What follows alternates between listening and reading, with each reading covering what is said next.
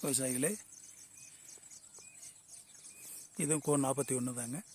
கோயம்புத்தூர் 41. பாருங்கள் கருதுகள்லாம் எப்படி ஒரு விளைச்சல் இருக்குன்னு பாருங்கள். அது நல்ல விளைச்சலுங்க. என்னுடைய நாட்கள் என்னென்னா அப் டு 115 நாட்கள் தாங்க. 115 நாட்கள் தான். 2 அடி வரலாறுங்க. கொஞ்சம் மோட்டா ரகங்க.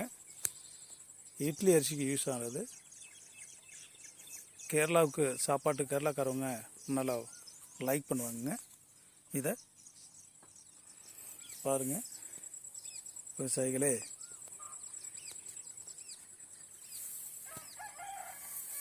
குறைவான செலவுகள் மேற்கொண்டு அதிகமான லாபம் ஈட்டுறதுக்கு கோ 41 செலெக்ஷன் பண்ணுங்கள்.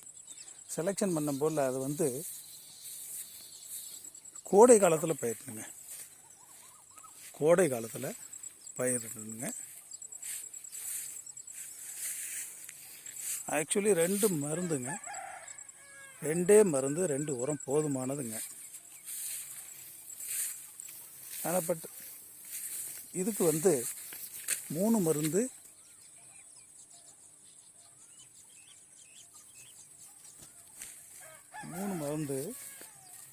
3 உரம் போட்டிருக்கேன்.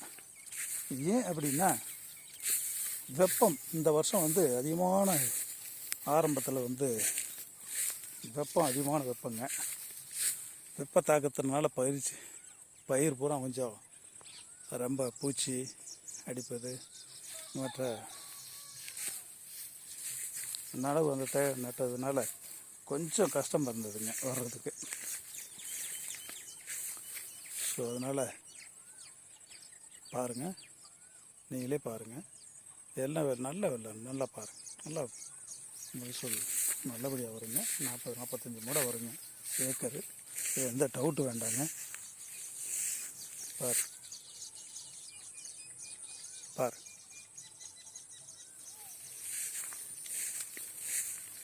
இது டீட்டெயிலாக வீடியோ நான் போகிறேங்க. Detail video will follow.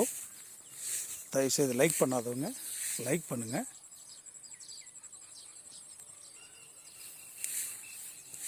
Thank you.